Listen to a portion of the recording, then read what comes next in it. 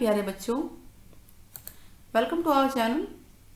Start करें आज की वर्कशीट 47 क्लास 10 मैथ्स।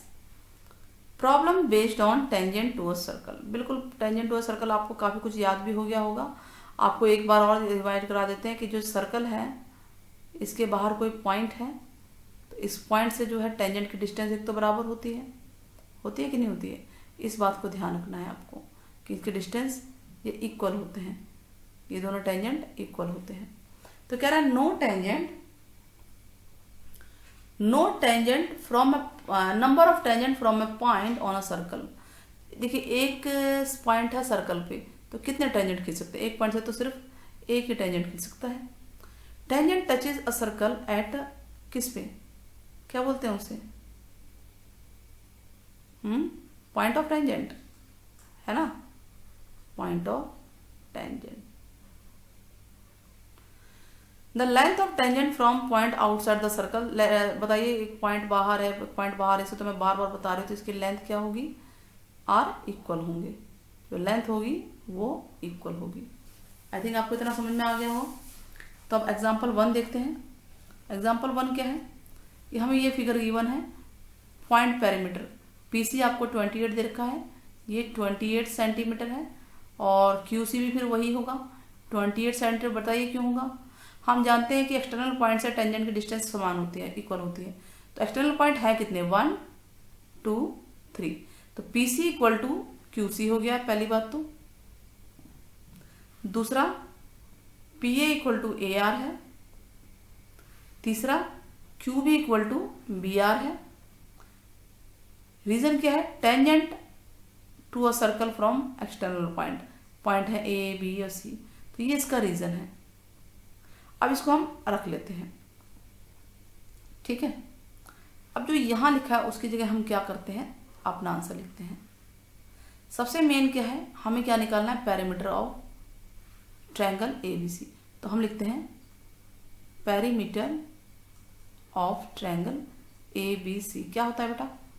तीनों साइड को जोड़ देंगे ना, A B plus B C plus A C. अब ये बताइए कि ए बी में 2 पॉइंट है, ए आर और आर बी। तो ए बी को हम लिख सकते हैं A R plus R B और बी सी ही है और ए सी है। अब ये बताइए कि ये ए आर ए पी के इक्वल है कि नहीं? ये देखिए हमने यहाँ पे लिखा हुआ है, तो ए आर की जगह हम लिख देंगे A P plus R B Q B के इक्वल है, तो आर बी की जगह लिख देंगे Q B plus B C plus A C. अब ये बताइए कि ए पी और ए सी क्या बन रहे हैं? ए पी और ए सी पूरी लाइन बन रही है पी सी, बन रही है कि नहीं?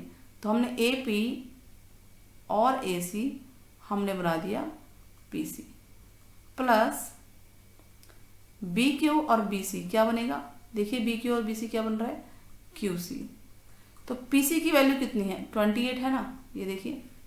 तो हम पी सी की वैल्यू लिखेंगे 28 और क्यू सी भी उतना ही है, तो ये भी 28 हो गया। तो कितना आ गया? 56 सेंटीमीटर। ठीक है, इस तरह से करना है। सीधे पेरीमीटर लिखिए और तीनों ट्रायंगल की साइड लिखिए और एक साइड टूट रही है, ये वाली साइड जो है ए बी साइड जो है 2 पार्ट में टूट रही है और इसी को ब्रेक करके जो है एक पार्ट इसके बराबर होगा, एक पार्ट इसके बराबर होगा और आंसर खत्म। इजी है ना? ठीक है, यही आंसर करवा दिया है क्योंकि नीचे बार बार क्या करना है। Question number 2, prove that angle formed between the 2 tangents to a circle from a point outside supplementary है। सप्लीमेंट्री मतलब 180 है। ये कह रहा है कि यहाँ पे एक आउटसाइड पॉइंट है और यहाँ सेंटर तो है ही, ये एंगल और ये एंगल इनका टोटल 180 है। इजी है। ये बताइए कि ये जो रेडियस है इसके ऊपर परपेंडिकुलर है कि नहीं है। ठीक वैसे रेडियस टेंजेंट पे परपेंडिकुलर होता है, तो हम ये लिख लेंगे ना कि जो रेडियस है वो परपेंडिकुलर है किस पे?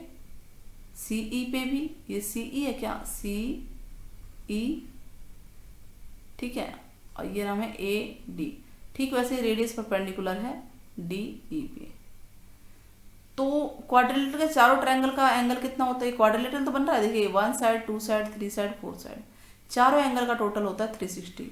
तो हम लिख देंगे एंगल, जो भी नाम देंगे इसका 1 2 3 4, हम लिखेंगे एंगल 1 प्लस एंगल 2, इस पूरे की जगह आप सिंपल सा एंगल 3 प्लस एंगल 4 बराबर 360। रीजन जरूर लिखना है, sum of the angle of quadrilateral are क्या होते हैं 360 होते हैं।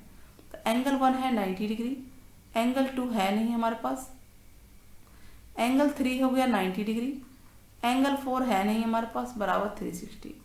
तो 90 90 180 हो गया, यानी angle 2 plus angle 4 equal to हो जाएगा 360 माइनस 180। कितना आ गया बेटा 180 तो आया, और 180 का मतलब होता है कॉम्प्लीमेंट्री, यानी कि ये वाला एंगल इस एंगल के एंगल CAD और एंगल CED ये कॉम्प्लीमेंट्री हैं, कॉम्प्लीमेंट्री हैं। क्लियर हो गया। कॉम्प्लीमेंट्री का मतलब होता है दो एंगल का टोटल 180 आता है। अब क्वेश्चन 3 बड़ा अच्छा क्वेश्चन है, इंपॉर्टेंट टाइप का है, आप इसको जरूर देखिए। DOB और ODC निकालना, चलिए पकड़ते हैं DOB कहाँ है। DOB ये रहा और ODC कहाँ है, ये है ना ODC, ये फाइंड आउट करना है। स्टार्ट करें। अच्छा हम ये जान गए हैं कि जो ये एंगल है ए वाला और ये DOB ये 180 है। अभी तो किया हमने सप्लीमेंट्री, सॉरी कॉम्प्लीमेंट्री बोल रही थी मैं पहले, सप्लीमेंट्री, ठीक है, मुंह से कॉम्प्लीमेंट्री निकला था। तो टोटल जो है 180 होता है। तो ये दोनों एंगल जो है 180 के हैं, तो सप्लीमेंट्री कॉम्प्लीमेंट्री 90 होता है, ध्यान रखना, वो बाई चांस वैसे हो रहा था।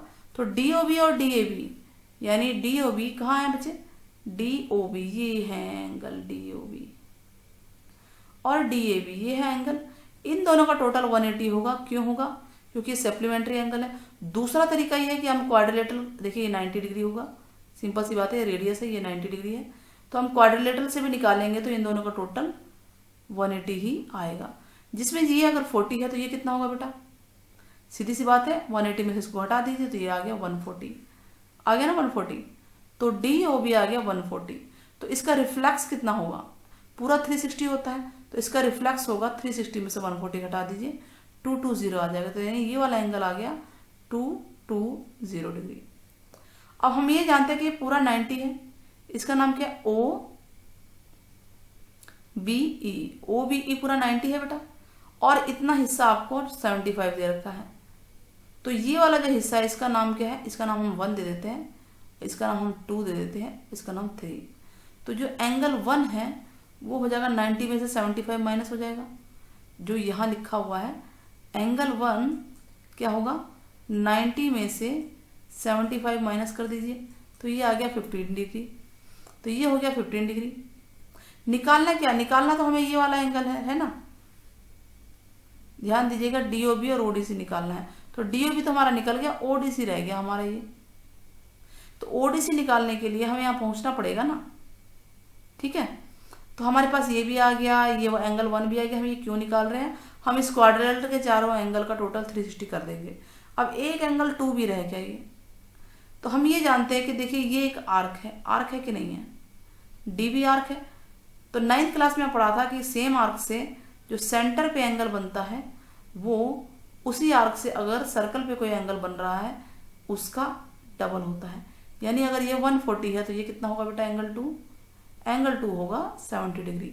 तो हम ये लिखेंगे यहाँ पे कि जो DOB जो है एंगल BCD का डबल है। डबल क्यों है, फ्रॉम द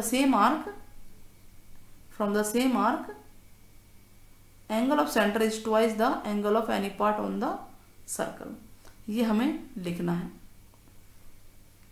तो ये 70 डिग्री आ जाएगा, आ गया जी हमारा 70 डिग्री, ये आ गया हमारा 70, ये 70 220 है, और ये कितना निकला था 15 डिग्री निकला था हमारा, ये 15 निकला। इसकी बारी है। तो sum of the angle of quadrilateral 360 होता है ना बेटा, तो एक 15 है, एक 220 है और एक 70 है, इनको ऐड करके 360 से माइनस कर दो, तो ये आ गया ODC हमारा 55 डिग्री।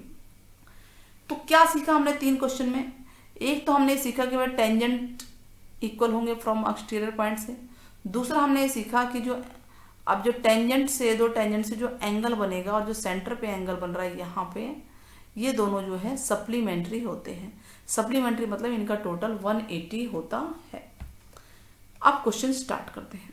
क्वेश्चन नंबर 1 क्या है, अब ये तो उसी क्वेश्चन के स्टार्ट हो गया, हमें m की वैल्यू निकालनी है।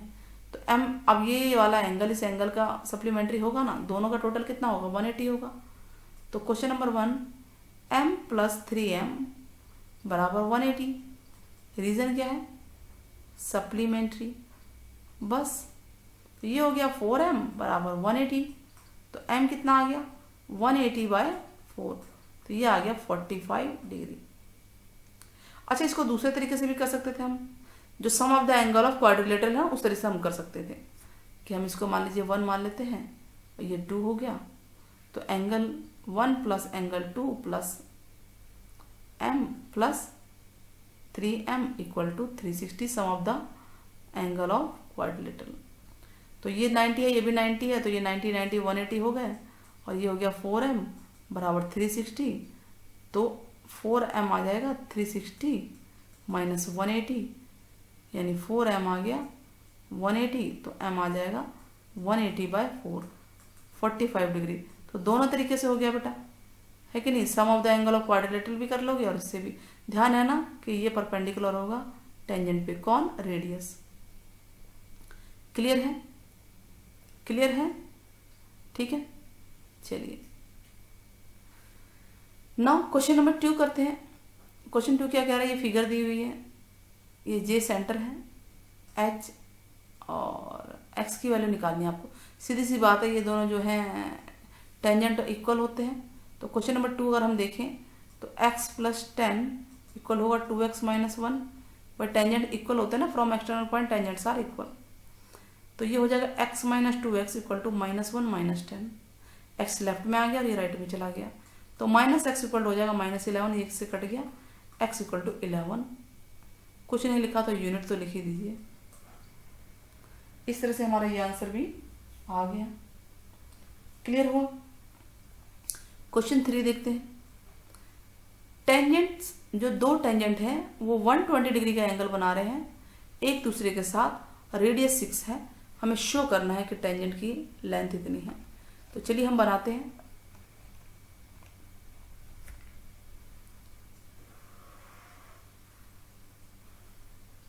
क्वेश्चन नंबर 3 क्या कह रहा है कि एक सर्कल है,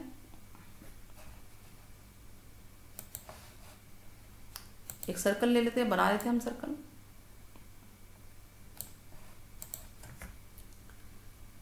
तो सर्कल से एक पॉइंट बाहर पॉइंट है, तो ये ऐसे पॉइंट बन गया, बन गया।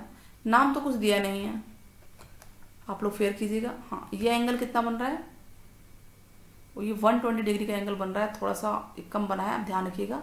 ये 120 है, यहाँ सेंटर है और ये रेडियस होगा, नेचुरल है, ये रेडियस ही है, ये भी रेडियस है, परपेंडिकुलर होता है ना। और हम इन्हें ये भी किया हुआ था कि अगर ये 120 है तो ये आधा आधा कितना होता है 60। याद आया, दोनों ट्रायंगल को कॉन्ग्रुएंट प्रूफ करके, याद आया ना, वेरी गुड। तो हम कोई भी दो ट्रायंगल ले लेते हैं पी टी क्यू, तो इन दोनों को कॉन्ग्रुएंट प्रूफ कर देंगे तो ये 60 हो जाएगा। अब इस ट्रायंगल में हम देख रहे हैं कि ये जो रेडियस है ये 6 दे रखा है, कितना दे रखा है 6, और ये राइट एंगल ट्रायंगल भी बन रहा है। Triangle O Q P is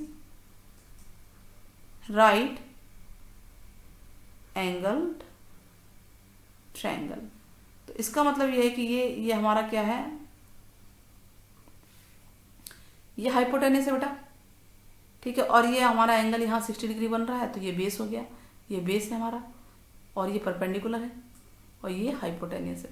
तो हाइपोटेनस यानी कि ओ पी का स्क्वायर इक्वल टू होगा O Q square plus Q P square.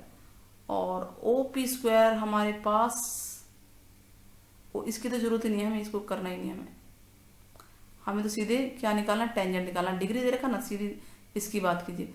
Perpendicular और बेस, हमें बेस निकालना है। तो O Q upon Q P बराबर होगा tan थीटा, और थीटा है 60 degree.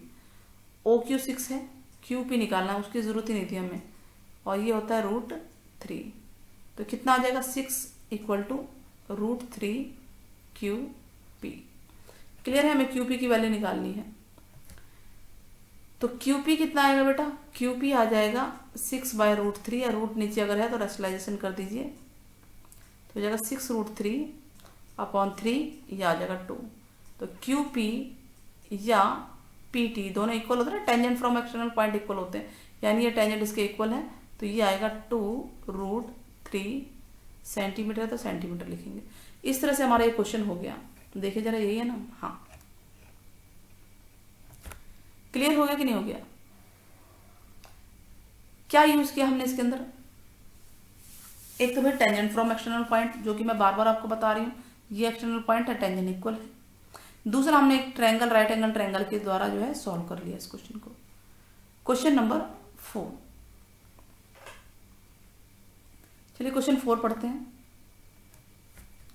A circle touches the side of triangle. तो सबसे पहले हम एक सर्कल बना लेते हैं।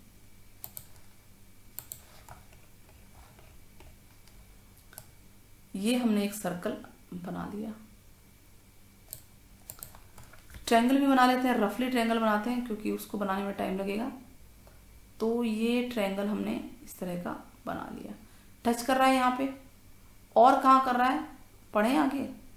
ट्रायंगल बना लेते हैं पहले, फिर पढ़ते हैं। ट्रायंगल का नाम क्या है बेटा? और सर्कल टच करता है, साइड जो है उसकी EF साइड जो है वो P पे टच कर रही है, DEF नाम है इसका। तो ट्रायंगल का नाम है DEF, और ये EF जो है P पे टच कर रहा है, ये हमने इतना पढ़ा। अब आगे बढ़ते हैं, ठीक है। DEF में EF जो है P पे टच कर रहा है, और DE और DF Q और R पे टच कर रहे हैं। तो इसका मतलब DE और DF को एक्सटेंड किया गया है, किस पे कर रहे हैं, ये Q, और ये जब एक्सटेंड हुआ है इस तरह से साइड पूरी अब बना लीजिएगा।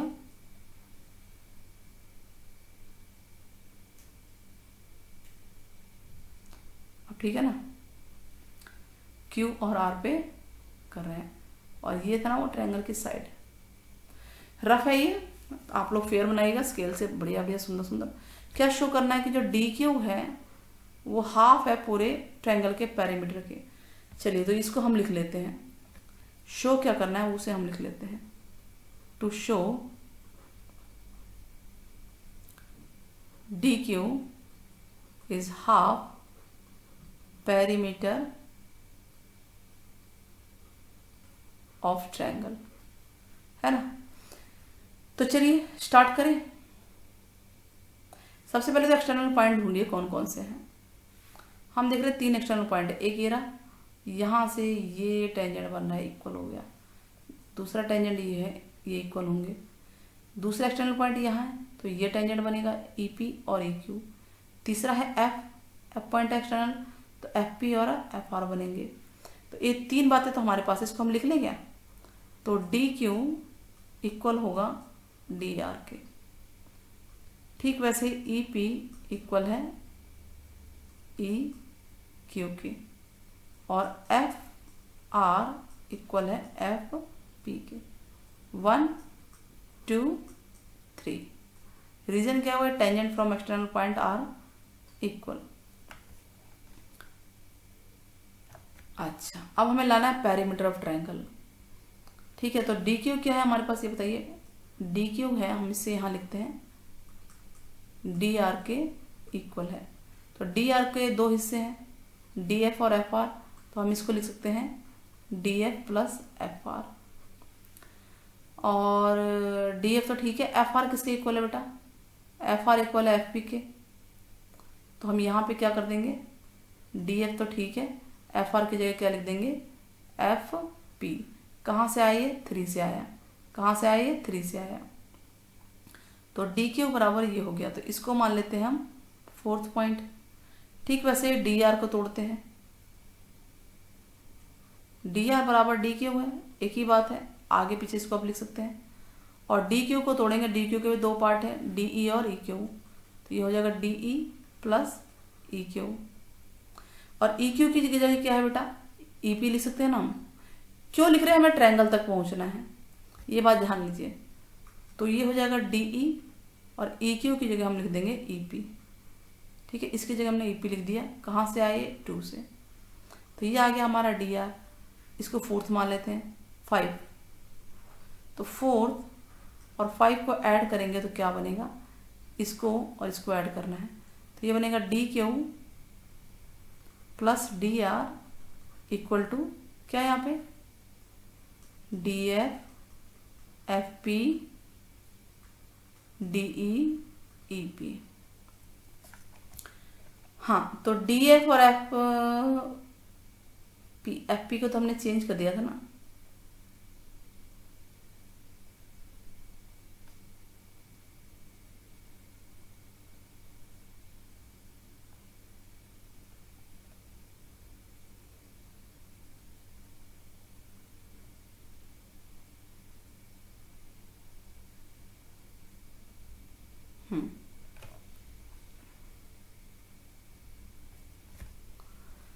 DF और FP हमने चेंज नहीं किया था।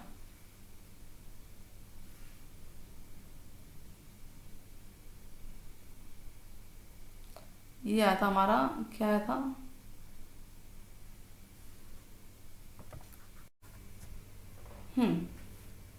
तो अब ये जो है DQ था, है ना? एक मिनट, कलर ले लें। DQ की ये वैल्यू है DR की, ये वैल्यू 3 और 4 को हम प्लस कर देंगे बेटा। तो DQ प्लस DR हो जाएगा DF FP और DE EP। हम देख रहे हैं कि DE और EP